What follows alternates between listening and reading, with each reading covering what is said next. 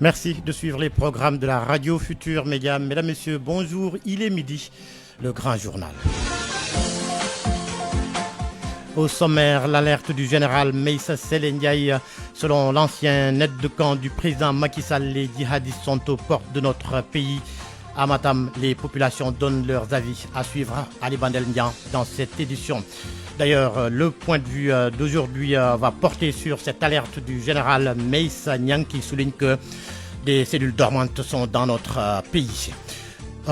Opération orientale dans la région de Kédougou, l'armée à l'assaut de l'orpaillage clandestin, 60 individus interpellés, un lot important de matériel saisi.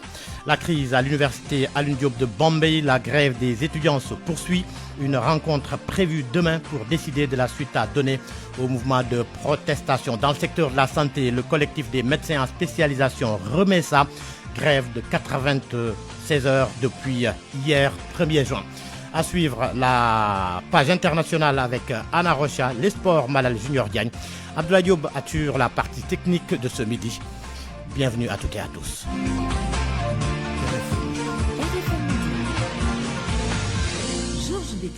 D'abord, ce grave accident de la circulation à Bargny sur la route menant à la Sococim. Un motocycliste a été mortellement fauché par un véhicule de transport en commun appelé communément Tata. Alerté, les sapeurs-pompiers ont acheminé le corps sans vie vers une structure sanitaire de la localité. Une enquête a été ouverte par la police pour déterminer les circonstances du drame. L'info, c'est ici. L'info, c'est ici. Menace terroriste à la lumière de la sortie de l'ancien aide de camp du président Macky Sall.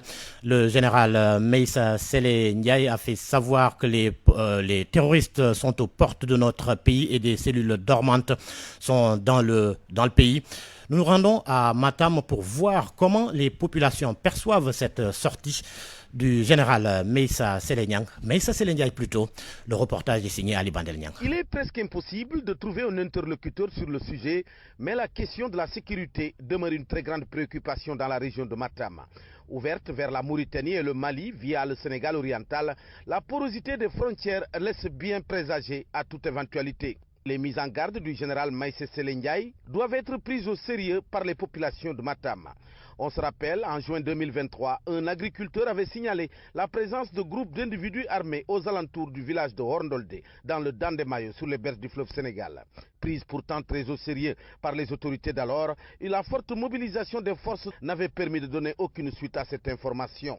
Et dans cette région, il n'est pas rare de voir les villageois chanter, danser, battre des tam-tams pour réceptionner un puits ou un forage offert par des organisations dites de bienfaisance. Mais si la sortie du général à la retraite doit être prise très au sérieux, c'est surtout à cause de la porosité de la frontière avec la Mauritanie, où les autorités locales ne cessent de dénoncer la prolifération des postes clandestins de traversée, surtout le long du fleuve Sénégal.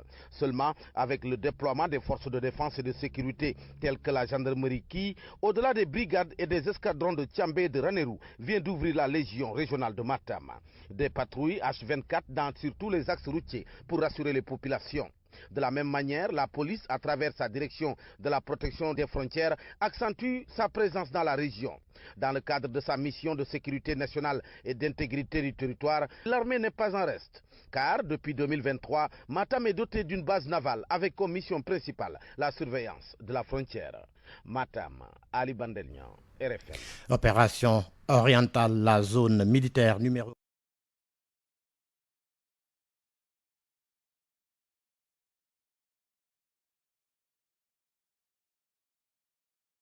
Le 17 mai dernier, l'opération orientale se poursuit activement dans cette partie du sud-est. Le bilan provisoire fait état de 60 individus interpellés, dont lot important de matériel saisi par les militaires. Correspondance Ibrahima Diabakhate. Déclenchée le 17 mai dernier par la zone militaire numéro 4, l'opération orientale a pour but de combattre l'orpaillage clandestin, le trafic de bois illégal et de prévenir l'extrémisme violent dans cette partie du sud-est du pays. Pour ce faire, 2 compagnies du 34e bataillon d'infanterie ont été déployées dans la zone de Saraya avec pour mission de démanteler les sites d'orpaillage clandestin, de détruire les zones de coupe de bois illégales, saisir les produits illicites et dangereux utilisés sur ces sites et enfin de rassurer les populations locales, notamment à l'approche de la fête de Tabaski. Le bilan provisoire de cette opération fait état de 60 individus interpellés et mis à la disposition de la justice, 145 groupes électrogènes saisis et 78 marteaux-piqueurs, 50 kg de cyanure, des motos tricycles, des bidons d'essence, des panneaux solaires, ainsi que de nombreux outils utilisés pour l'exploitation de l'or. Des sources sécuritaires indiquent que cette opération orientale va se poursuivre avec pour objectif d'assurer la quiétude des populations dans cette partie du sud-est, particulièrement en cette période de Tabaski. Ibrahima Diabakhate, Kédougou, RFM. À Tambacounda, les éléments de la police des frontières en poste à Baokounda ont interpellé hier 2 agents des parcs nationaux. Ces derniers sont accusés d'usurpation de fonctions et de raquettes. Connus pour ces pratiques, ils se faisaient passer tour à tour pour des agents des douanes ou de la direction de la police des frontières. Ils auraient fait 4 victimes avant d'être mis à la disposition de la brigade de Gouloumbou pour les besoins de l'enquête. Nous y reviendrons avec notre correspondant sur place, Pape Ousseinou Diallo. La commune de Bargny, tristement en tête des statistiques de migration clandestine dans le département de Rufisque, a enregistré plus de 2200 départs vers l'Europe. Parmi eux, 1600 jeunes, dont 160 femmes, ont réussi à atteindre l'Espagne, mais 98 personnes ont tragiquement perdu la vie en mer.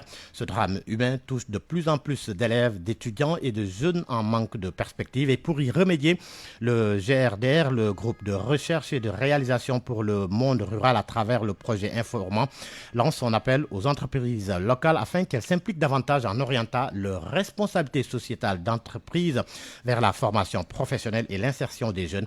Écoutons à ce propos Ndeye Koumba Diouf, référence territoriale du GRDR dans le département de Rufisque dans le cadre du projet Informant, au micro de Abdou Diouf Diagne.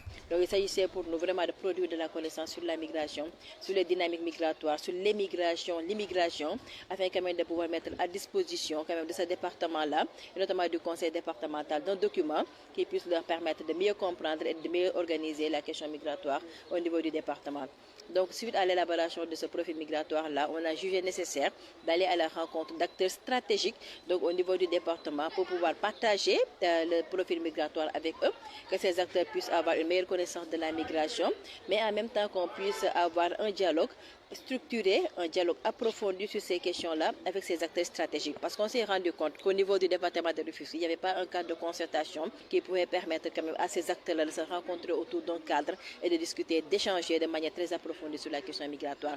Et l'objectif de ces rencontres d'aujourd'hui, c'était vraiment de mettre en dialogue les acteurs économiques, donc ceux qui opèrent au niveau du territoire départemental, que ce soit la Socosim, Aprosi, les ports de la centrale à Chariat, pour appuyer aujourd'hui la création d'opportunités économiques pour des jeunes. Parce qu'on a vu qu'aujourd'hui, dans le département, c'est devenu quand même une zone de départ. Voilà. Donc ça nous a semblé intéressant de convoquer ces acteurs sur la manière dont leur politique RSE pour appuyer aujourd'hui les collectivités territoriales à mettre en place des opportunités économiques pour appuyer les jeunes et même les populations d'âge mûr. L'élève Abdourahmane Diallo en prison, il est en classe d'examen de 3e au CM Amadou Traoré de Grand Dakar. Son procès attendu. Son déferment fait suite à une plainte de son professeur d'éducation physique et sportive après une altercation entre l'élève et l'enseignement lors d'un match interclasse.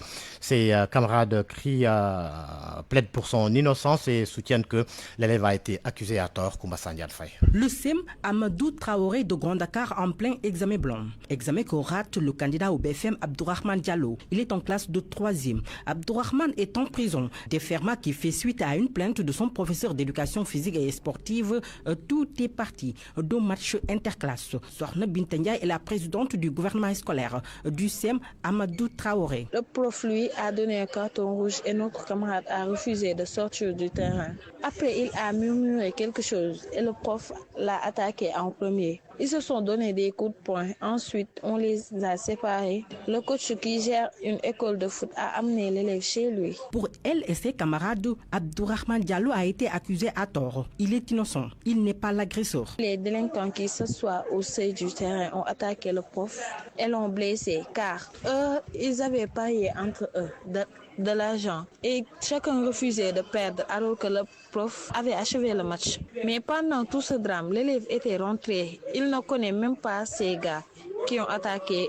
Mais malheureusement, le prof a porté plainte contre l'élève, sachant qu'il est en classe d'examen. L'élève est innocent, il était à l'issue de tout ça. Du côté du corps professoral, un collègue de l'enseignant présumé agressé souhaite s'y prononcer plus tard quant à l'administration de l'établissement. Ses inquiétudes sont dépassées. Tout est revenu à la normale. Les examens blancs se déroulent comme prévu. Au moment où l'élève Abdourahmane Diallo, accusé à tort selon ses camarades, copie en prison. RFM, la radio de toute l'actualité. La crise à l'université Alioune Diop de Bombay, les étudiants poursuivent leur grève entamée depuis plusieurs semaines maintenant. Leur principale revendication, l'achèvement du chantier du complexe de 1000 lits dont la construction tarde à se terminer. Une rencontre décisive est prévue demain mardi pour décider de la suite du mouvement de protestation. Babacar Diouf pour plus de détails. Les enseignements-apprentissages pourraient reprendre dès la fin des vacances de Tabaski à l'université Alioune Diop de Bombay. Cette décision reste suspendue à l'issue de la rencontre que les délégués d'étudiants vont tenir ce mardi. Cette rencontre va permettre de rendre compte des décisions prises lors des réunions entre le rectorat, le Haut Conseil du dialogue social et les étudiants. Vont-ils se suffire des engagements pris par le recteur et le Haut Conseil du dialogue social pour suspendre le mot d'ordre de grève?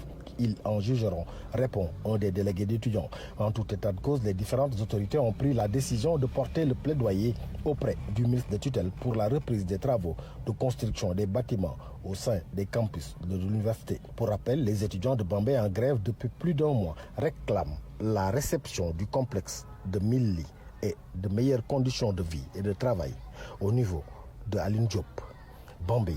RFM Babacar Diouf. Dans le secteur de la santé, le collectif des médecins en spécialisation prolonge son mot d'ordre grève à compter d'hier 1er juin. Une grève de 96 heures a été décrétée selon le président qui fustige l'inaction des autorités. Entre autres points de revendication, le statut du médecin en spécialisation, sa prise en charge sociale, les congés de maternité. Le docteur Abdou Tala avec Kawambay.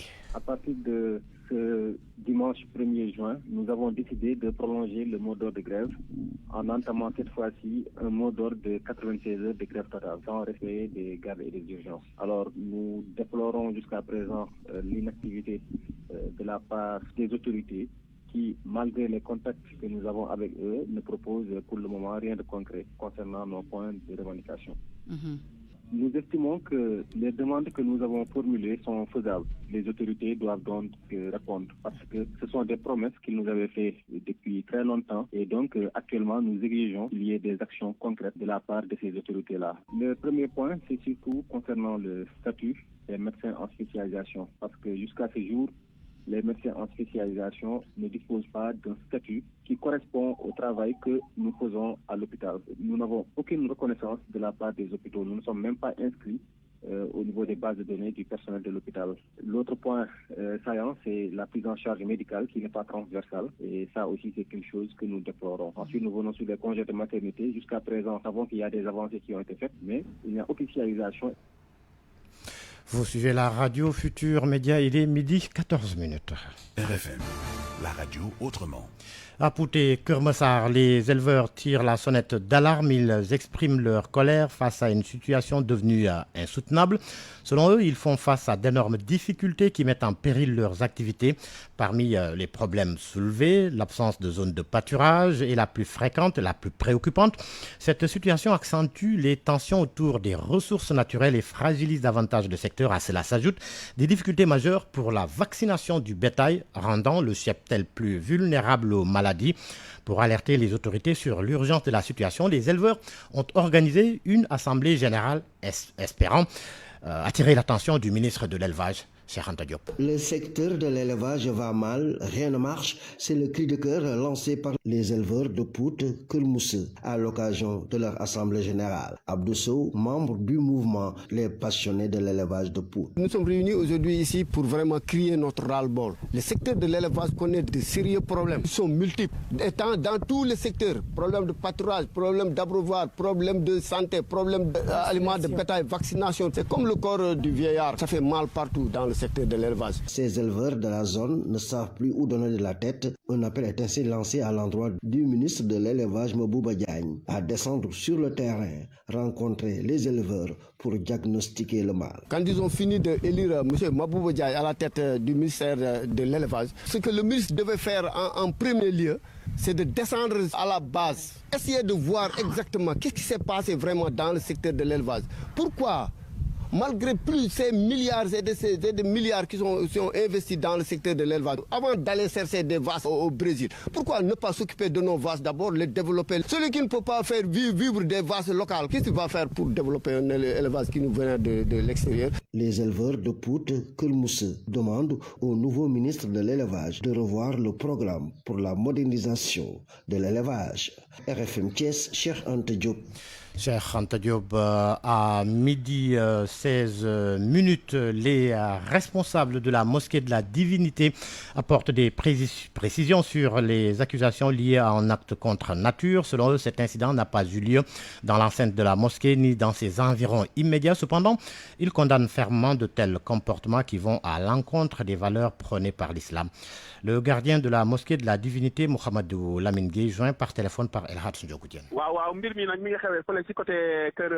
Vous savez, cela s'est passé non loin de la maison de Macky Sall et non au niveau de la mosquée de la Divinité. Et ce n'est pas la première fois. Nous allons prendre des mesures pour qu'on arrête quand même d'évoquer la mosquée à chaque fois que ces actes se produisent non loin de là. Ce n'est pas joli et ça n'honore pas l'islam. Tout musulman devrait déplorer ce qui s'est passé. Ça n'honore pas l'islam, je le répète. Parce que l'homosexualité est une question qui doit intéresser tout musulman. Et je pense qu'il faut prendre des mesures sévères. C'est la raison pour laquelle tous les musulmans, tout le monde d'ailleurs, devrait s'unir pour combattre ce phénomène.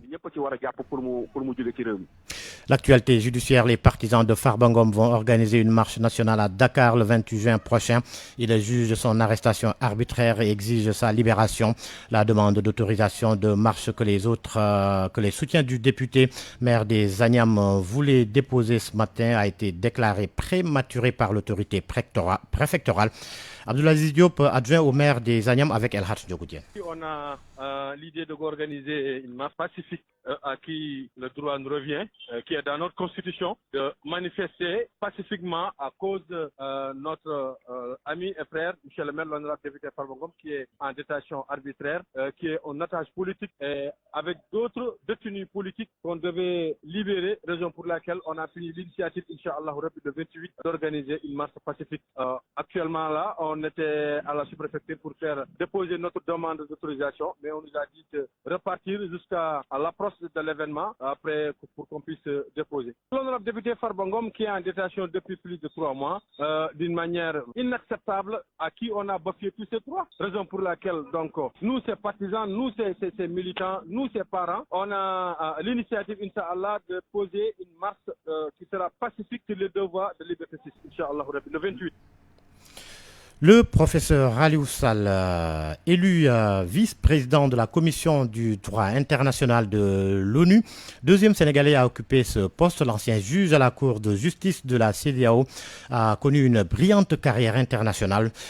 Son portrait porte la signature de Nafissatou Sila. En 2021, il est professeur titulaire de la faculté des sciences juridiques et politiques de l'université Cheikh Anta Diop de Dakar. L'ancien enfant de troupe sortant du Prytanée militaire Charles Thioréré a fait une carrière d'avocat au barreau de Dakar et de Paris. Le professeur Aliou Sall intervient dans plusieurs universités en Afrique et en Europe, mais aussi à l'Académie de droit international de la Haye aux Pays-Bas. Il est également avocat conseil devant la Cour internationale de justice de la Haye et devant les cours de justice de la CEDEAO et de l'UEMOA. Pour la Cour de justice de la CEDEAO, il a eu à exercer un mandat de juge. Actuellement, il est membre de la Commission du droit international de l'ONU et membre de la Cour permanente d'arbitrage chargée de juger les différends internationaux. Le professeur Aliou Sall est aujourd'hui élu vice-président de la Commission du droit international de l'ONU. Il aura pour mission en 2026 de diriger certains travaux de la CDI, cette prestigieuse instance juridique de l'ONU qui regroupe en son sein 34 experts élus à travers le monde est chargée de codifier et de faire progresser le droit international. Le professeur Aliou Sall est le deuxième Sénégalais à siéger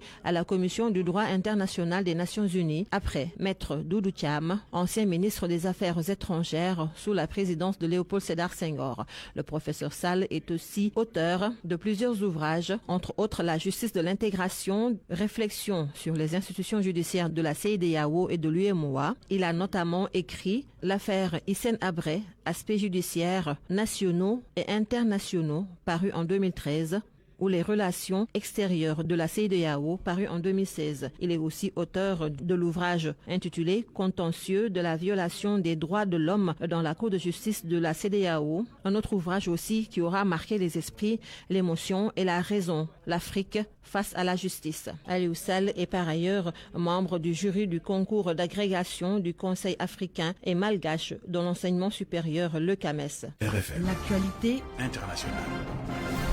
Bien, bonjour Anna Rocha. Merci beaucoup Georges Détier. Au Mali d'abord, des tirs ont été entendus ce matin à Tombouctou. Plusieurs sources locales contactées par RFI confirment avoir entendu une détonation et des échanges de tirs. Le groupe de soutien à l'islam et aux musulmans liés à Al-Qaïda, le JNIM, revendique ce matin une attaque à la mine contre un véhicule militaire entre Anéfis et Kidal.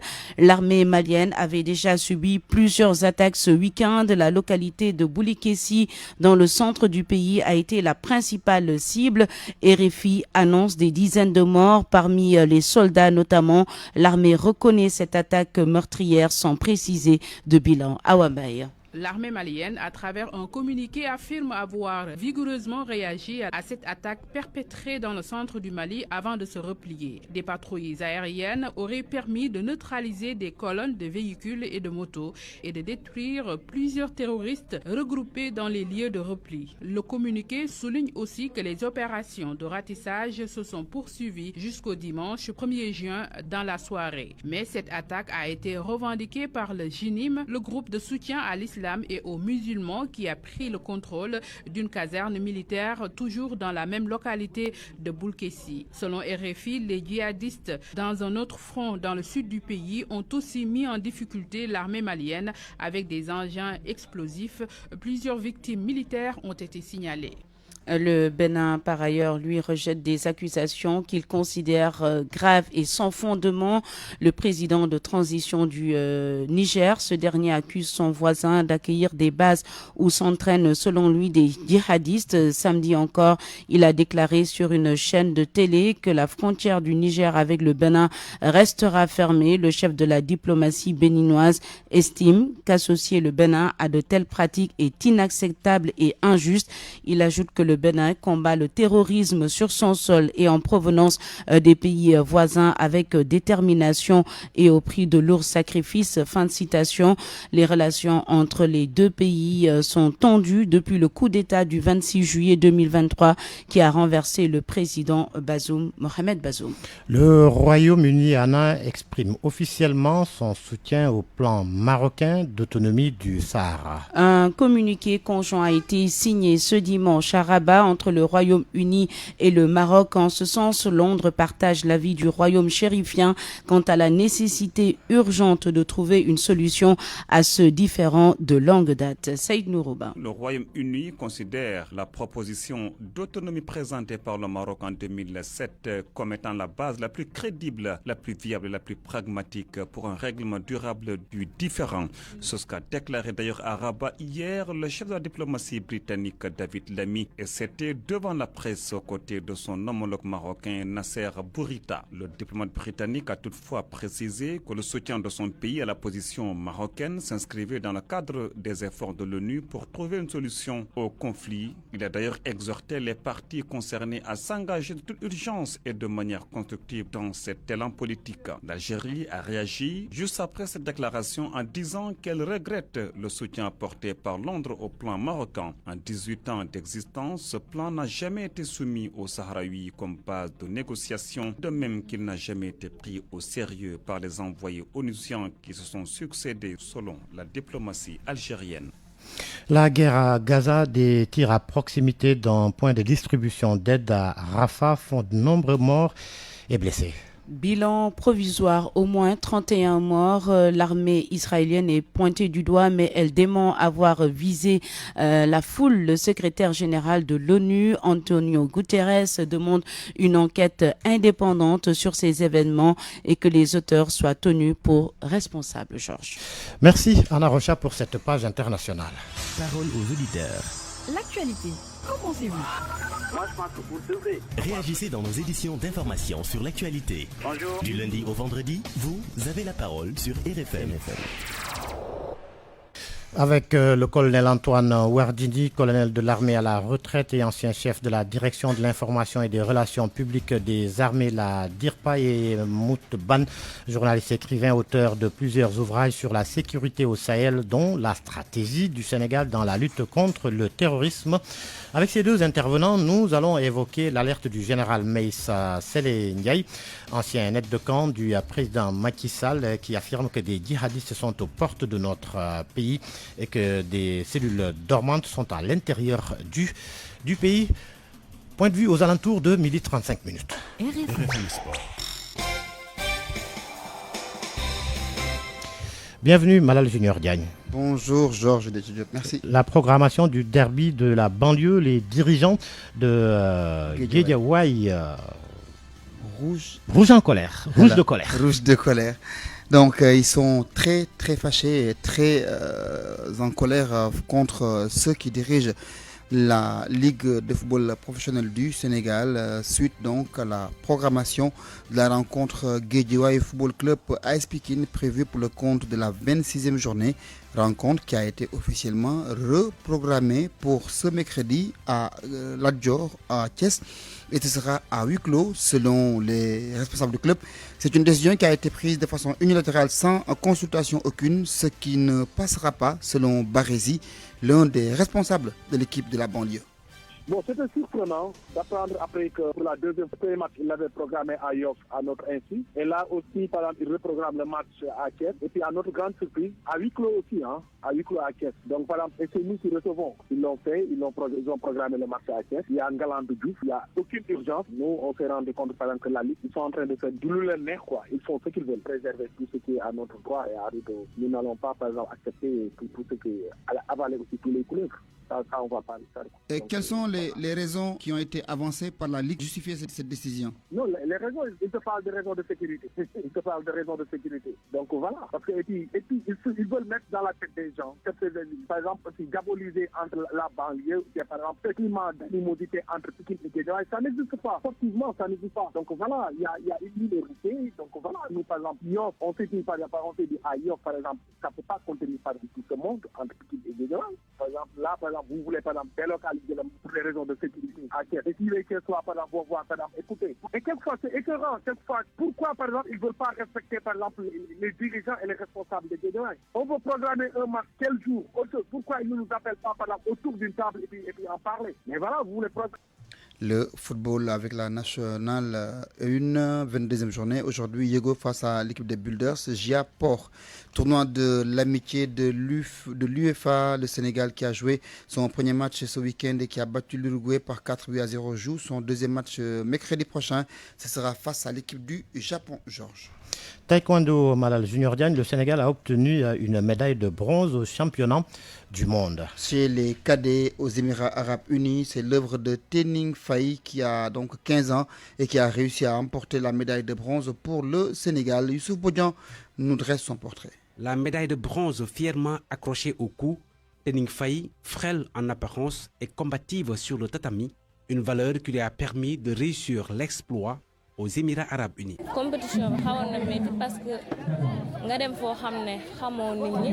La compétition était un peu difficile parce que c'était une première et dans un pays où je ne connaissais personne. J'avais un peu de pression, mais je l'ai géré. Mes coachs et maîtres m'ont très bien encadré. Je les remercie. Âgé de 15 ans, Tening a pourtant démarré le taekwondo à Kenbaïfal il y a seulement 2 ans. et presque par hasard. Jour,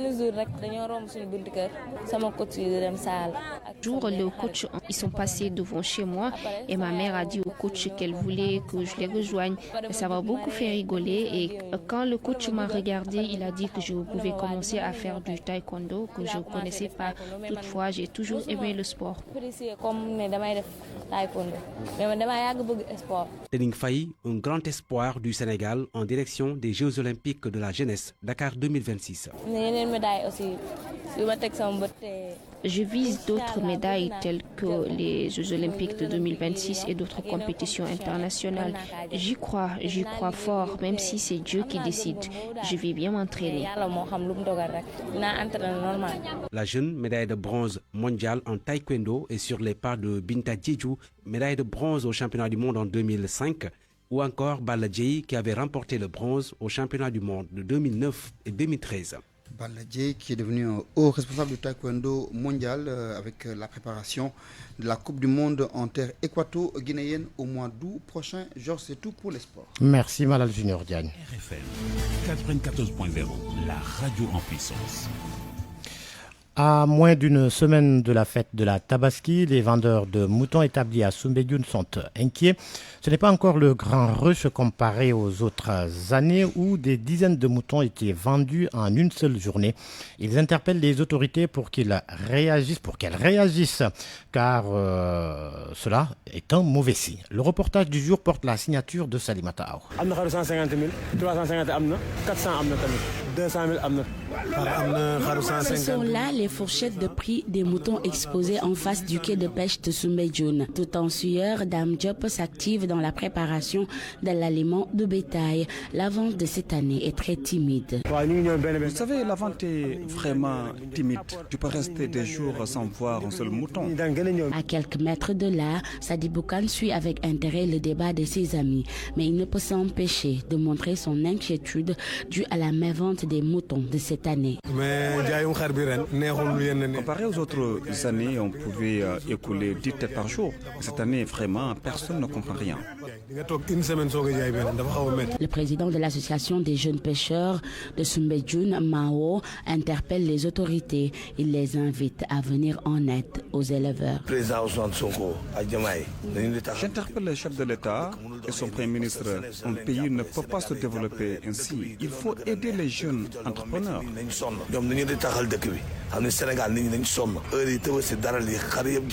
La plus grosse crainte de ces vendeurs, c'est de retourner chez eux avec leurs moutons, ce qui risque d'entraîner de très grosses pertes, selon Baye Modou. Parce que même si quelqu'un est obligé de faire des moyens pour que yarat ba déwén day metti ci ñi nga xam ñoo tam jaay xaru yar daal. La revue de presse de Mohamed Alimba à 12h33. Bonjour Mohamed. Bonjour. À la une, les menaces djihadistes à nos portes ce matin, un parfum de gravité flotte sur l'actualité. Une alerte sérieuse qui n'émane pas d'un centre d'analyse ni d'un rapport confidentiel, mais d'un homme de terrain au cœur des cercles sécuritaires de l'ancien régime. Le général Maïssa Ndiaye est de camp de l'ex-président Macky Sall. Depuis Koki, dans le département de Louga, à marge d'une cérémonie de parrainage du lycée de Koki, il lance le cri d'alarme suivant. Les djihadistes ne sont plus loin, plus inquiétant encore. Il évoque l'existence de cellules dormantes installées au Sénégal prêtes à s'activer le moment venu sous le masque de faux prêcheurs. Question alors, sommes-nous en train de sous-estimer un danger qui s'organise en silence? Ce matin, les confrères prennent le relais de l'alerte entre interrogation, analyse et appel à la vigilance. Le journal Vox Populi constate cette propagation du terrorisme, l'idéologie salafiste djihadiste. Le général Maïssa Ndiaye appelle donc à la vigilance. Il hisse sans attendre les propos du général. Le journal Vox Populi nous dit qu'aujourd'hui des forces tapis dans l'ombre, mais qui apparaissent, on le voit, de nombreux prêcheurs formés en Orient qui propagent le venin dans le tissu social et de dénoncer un endoctrinement dangereux de nos jeunes de plus en plus peureux à ce type de discours. Pour le journal Le Quotidien, il s'agit d'une alerte sans frais au régime en place qui doit prendre la menace très au sérieux. Il s'est dit particulièrement préoccupé, selon le journal, par un islam importé promu par des barbus d'un genre nouveau formé à l'étranger et qui vivent parmi nous à marge de nos us et coutumes. C'est pourquoi il appelle à la vigilance pour ne pas se faire surprendre. Le journal Tribune note que le général Ndiaye a demandé aux populations de collaborer avec les FDS pour juguler la menace désormais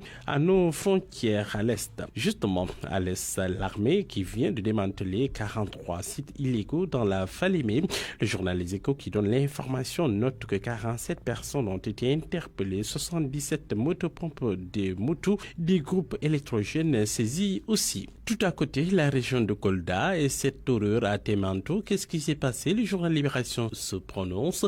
Un jeune opérateur économique escroqué, tué pour avoir réclamé son argent. Il a été enterré clandestinement. Le présumé meurtrier, infirmier, chef de poste. Le journal explique qu'en pistant le téléphone de Moussa Ndiaye, disparu depuis le 17 mai dernier, les enquêteurs ont cerné Boubacar Ndiaye qui est en fait un ancien militaire exerçant comme agent de santé communautaire à Temanto, un village situé dans la commune de Parumba dans le département de Vélingara, c'est au sud du pays. Après avoir roulé dans la farine, le jeune opérateur économique sur une vente de noix de cajou, Boubacar Ndiaye l'a tué avant de l'enterrer derrière sa chambre, lynché presque à mort par une population en furie. Le mis en cause qui a passé aux aveux sauvé de justesse par la gendarmerie. Le journal Source note que le chef de la brigade de gendarmerie de Pakour a résolu donc l'affaire. Il a ouvert une enquête après la plainte de Serine Silla, un collaborateur du défunt qui a signalé la disparition de la victime le 17 mai dernier. L'observateur explique comment une dette de 2 millions de francs CFA pour l'achat de 8 tonnes de noix de cajou a tourné à la vengeance fatale. À la une du journal Source, accusé de blasphème et d'injures sur les chefs religieux et sous la menace d'une cascade de plaintes, Akhenaton en sursis. Le journal note que Serigne Modou Bara Dolly Mbacké et tous les autres membres de Taxawu Ndonoye Magny sont invités en tout cas à se rapprocher de leur commissariat ou brigade respectifs les plus proches pour déposer une plainte contre l'activiste. Selon le journal, Akhenaton est signalé au Sénégal. Il fait des navettes entre deux hôtels de la place. Bonne lecture à tous. Point de vue. Regard croisé sur l'actualité du jour. Point de vue avec nous, le colonel Antoine Wardini, colonel de l'armée à la retraite et ancien chef de la direction de l'information et des relations publiques des armées. Bonjour colonel. Bonjour. Avec nous également Moutban, journaliste, écrivain, auteur de plusieurs ouvrages sur la sécurité au Sahel, dont la stratégie du Sénégal dans la lutte contre le terrorisme. Bienvenue Moutban. Bonjour tout le monde.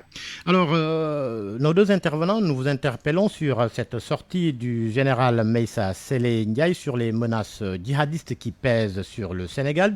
Des djihadistes qui seraient aux portes du Sénégal et qu'il y aurait des cellules dormantes dans notre pays.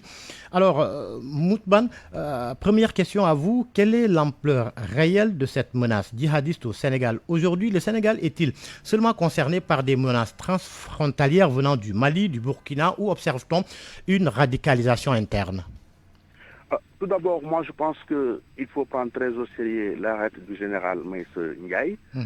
Parce que c'est lui, non seulement il fut aide de camp de l'ancien président de la République, mais également il fut également son conseil, donc ils ont eu à partager beaucoup d'informations concernant la situation de sécurité du pays. Mais je pense que ce n'est pas la première alerte. Si vous vous rappelez bien, il y a l'ancien chef militaire de Ansar Dine qui s'appelait Ould Amara, qui avait fait une déclaration en 2014 disant que ils ont des représentants dans toutes les capitales de la CEDEAO. Et ces représentants n'attendaient qu'un signal pour réagir. Il avait tenu ce discours-là en 2014 et il a été tué lors de l'intervention française et tchadienne au nord du Mali. Il y a également l'ancien ministre des Affaires étrangères, Cheikh Tidiane Gadio, si vous vous rappelez bien, qui avait déclaré qu'il y avait des militants en tout cas des combattants de AQMI qui parlaient le Wolof, qui témoignaient quand même de leur appartenance au Sénégal, de leur nationalité sénégalaise. Et récemment, le rapport de Timbuktu, qui est quand même une alerte très sérieuse, si le général a parlé de l'aspect idéologique de l'implication de certains Sénégalais dans ces mouvances-là, quand même, Timbuktu avait insisté sur quand même l'aspect militaire. Et les récentes tournées du ministre des Affaires étrangères, le général Biram Diop, quand même, qui, il faut le dire, même si nous avons de nouvelles autorités politiques, les structures qui sont chargées de lutter contre l'insécurité au Sénégal sont les mêmes au niveau stratégique et même au niveau opérationnel. Donc le général Biram Diop, qui maîtrise très bien la situation, a effectué des tournées dans les pays où on soupçonne que la menace pourrait survenir, notamment au Mali, en Mauritanie, et vraiment il a eu à rencontrer le président Gouadzini et également le président Assimi Goïta. Et je vous apprends que rien qu'en 2024, les éléments de Garci, le groupe d'action d'intervention rapide et de surveillance, le groupe d'action rapide et de surveillance et d'intervention, le Garci, avait arrêté un Sénégalais du nom, en tout cas un homme du nom de Dembo Sow, qui appartenait au groupe de Katima de Massina.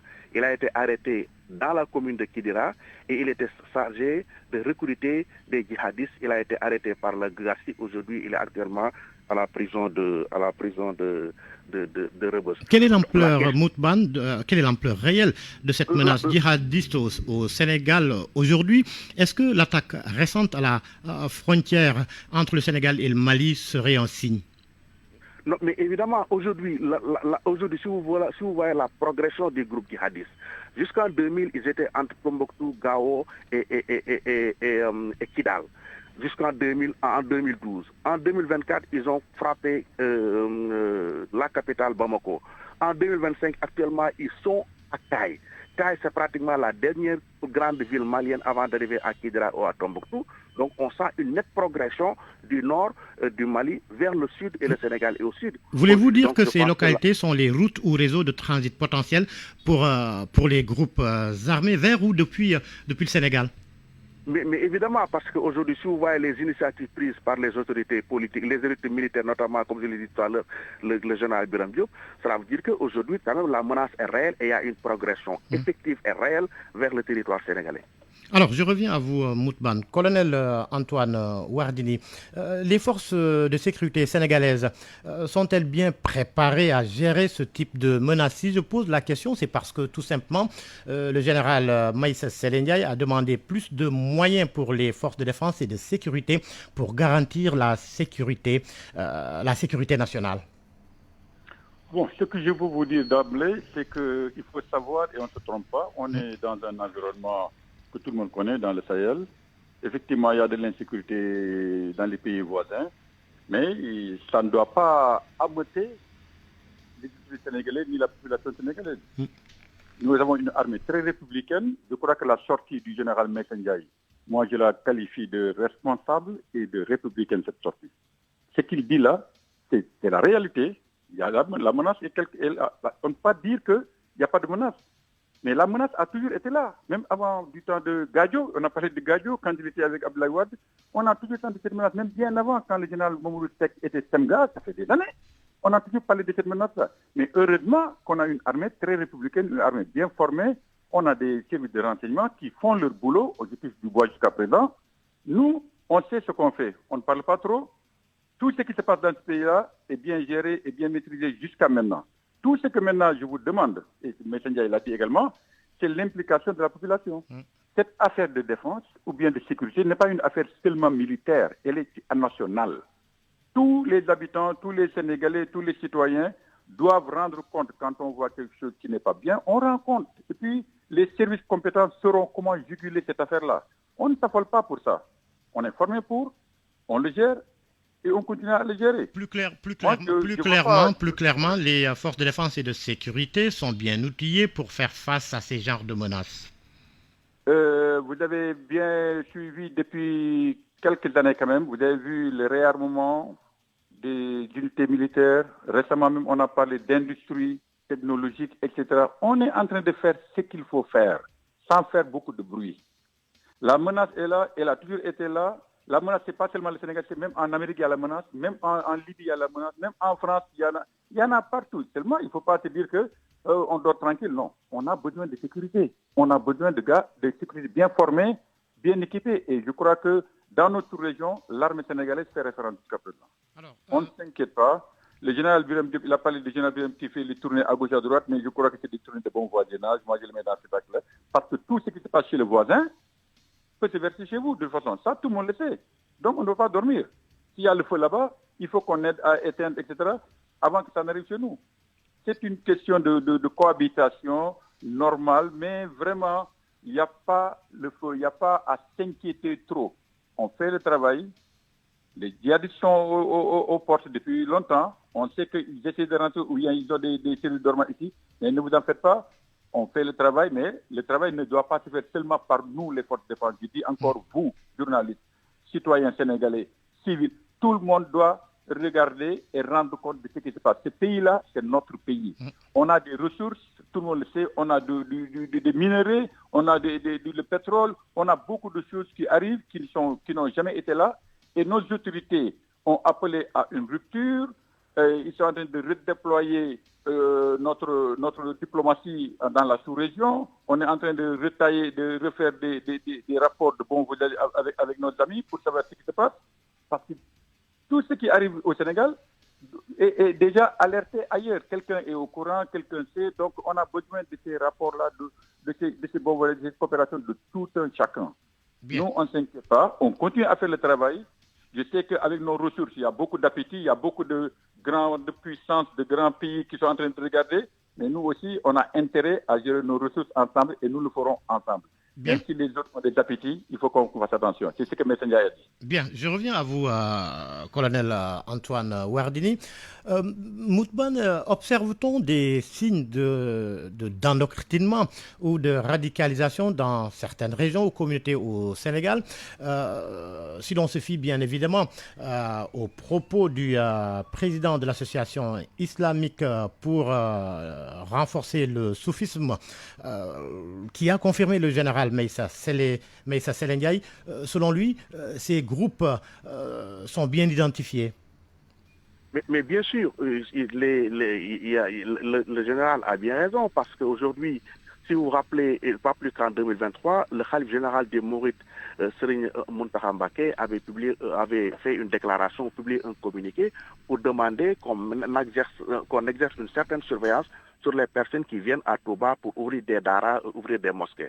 Parce qu'aujourd'hui, petit à petit, on sent une certaine influence d'autres croyances religieuses contre l'islam confrérique sénégalais, parce qu'aujourd'hui, il n'y a plus de doute aujourd'hui que l'islam confrérique sénégalais dérange certains cercles religieux étrangers, et leur stratégie, c'est d'essayer de diluer cette influence de l'islam confrérique sénégalaise, surtout en passant par les jeunes. Les principales cibles, ce sont les jeunes sénégalais qui, à chaque fois, qui sont à la quête d'emploi, et il y a la situation de la pauvreté. Ce sont les cibles faciles que ces groupes-là essaient d'influencer pour essayer d'infiltrer l'islam confrérique sénégalais. Et c'est un processus de longue haleine. Ce n'est pas quelque chose qu'ils ne misent pas dans le court terme, mais ils misent dans le long terme pour essayer d'atteindre leur objectif. Donc la menace est réelle, on le répète. Y aurait-il des facteurs socio-économiques ou religieux qui peuvent nourrir cette radicalisation? Mais bien sûr, aujourd'hui, si vous voyez un jeune qui est capable de donner sa vie pour aller en Europe, parce qu'il n'a pas de revenus, il n'a pas d'emploi. Ce jeune-là, s'il trouve quelqu'un qui lui donne de l'argent pour l'endoctriner, pour l'instrumentaliser, pour commettre un acte terroriste, il ne va pas évidemment hésiter. Donc je pense aujourd'hui, le travail des autorités, c'est vrai que l'alerte, comme le colonel l'a dit, la sensibilisation, il compte très bien. Mais je pense qu'il faut miser sur l'emploi des jeunes. Il faut aider les jeunes à avoir des revenus, à avoir sur quelque chose pour pouvoir, demain, résister à un bailleur qui vient de l'étranger, qui essaie de les utiliser ou de les dresser contre l'islam sénégalais. Merci Moutban pour votre intervention d'un point de vue sur les menaces djihadistes au Sénégal. Alors je termine avec vous, colonel Antoine Wardini. Comment le Sénégal collabore-t-il avec ses voisins et les instances régionales pour contrer ces menaces, pas seulement la CEDEAO, mais également ce nouveau cadre de 3 pays, le Mali, le Burkina, le Niger, autour de l'AES? Bon, je crois que nos autorités actuellement, en tout cas de ce que je vois, ce que j'observe, ce que je lis, je crois que nos autorités sont en train de faire un travail d'approche, de proximité et de bon voisinage extraordinaire avec les pays voisins. Bon, l'AES est là, on connaît son histoire avec la CEDEAO, je ne vais pas rentrer dans ces affaires-là, mais je crois que tout pays a ses intérêts et tout pays veut faire bien pour son peuple. Si on arrive à travers nos voisins-là à tisser de bonnes relations, à vivre ensemble, à étouffer toute velléité de rébellion ou bien de djihadisme, tant mieux, j'applaudirai de nos 2 mains. Nous, chaque pays a besoin de travailler pour son peuple. Comme le dit Trump là-bas, Sénégal avant, on doit penser à ça. Et quand on doit faire Sénégal avant, il faut que toute la population qu'on essaie d'amener, tout le monde a adhéré à cette vision-là. Adhérer à cette vision-là ne suffirait pas seulement pour le Sénégal. Il faut, comme j'ai dit tantôt, il faut voir autour de nous qu'est-ce qui se passe et essayer également d'aider à apaiser les situations, à trouver du boulot pour les jeunes, c'est vrai, à les sortir du radicalisme, parce que de toute façon, celui qui nous veut du mal continuera à essayer de nous faire du mal. À nous maintenant d'être debout et d'être prêts à continuer ce mal-là, à le rejeter en dehors de nos frontières. Mais y aurait-il des recommandations prioritaires de votre part pour renforcer la résilience du Sénégal face à ces menaces? Mais la menace est là. Qui peut me quantifier la menace aujourd'hui? Dites-moi, qui peut nous quantifier cette menace? Il y a une menace, tout le monde en parle. C'est quel genre de menace? C'est des menaces avec des avions, des drones, des machines. C'est-à-dire, la menace est partout dans le monde. C'est-à-dire, je suis content maintenant même d'entendre que le Thierry Mountakha demande aux gens de ne pas faire ça. Tout le monde commence à prendre conscience qu'il y a menace. Je suis très content que ça soit ça. Mais ce n'est pas alarmant au point que vraiment c'est la débâcle. On gère. Heureusement qu'on a des citoyens responsables, on a une armée responsable. Continuons à travailler, à regarder, à observer et à rendre compte. Je crois que c'est la solution. Mais si c'est un très haut gradé de l'armée qu'il dit, ça doit faire réfléchir. Il n'a pas fait peur. Il a donné une sortie vraiment républicaine. Mais une alerte qui peut tout de même faire peur certains. Non, c'est vous qui avez peur. C'est ce qu'ils ne savent pas vont avoir peur. Mais ce qu'il dit, le général, ce qu'il dit, c'est très limpide, c'est très clair. Ne dormons pas, ne croyez pas qu'on est avec lui. Ça peut arriver. Ça, c'est vrai. Ce que le général a dit, c'est totalement vrai. Moi, en tout cas, ça ne me branle pas. Peut-être que ça branle d'autres gens qui ne savent pas de quoi il parle. Il n'a pas alerté pour faire peur. Il a dit, réveillez-vous. Il a appelé la population à vraiment collaborer avec les forces de sécurité. Et ça, c'est normal. Merci. Merci, colonel Antoine Wardini, colonel de l'armée à la retraite et ancien chef de la direction de l'information et des relations publiques des armées. Merci également à Moutban, journaliste écrivain, auteur de plusieurs ouvrages sur la sécurité au Sahel, dont la stratégie du Sénégal dans la lutte contre le terrorisme. C'était Point de vue, c'est la fin de ce grand journal. Merci de nous avoir suivis. Merci Abdoulaye Diop qui a assuré la partie technique, El Hadj Ndiogoudien à la coordination, Awambaye, chef d'édition, El Hadj Ndiogoudien, que vous retrouverez dans moins de 7 minutes pour le grand journal en Wolof. Bonne suite des programmes sur Radio Futur Média. Bon après-midi à toutes et à tous.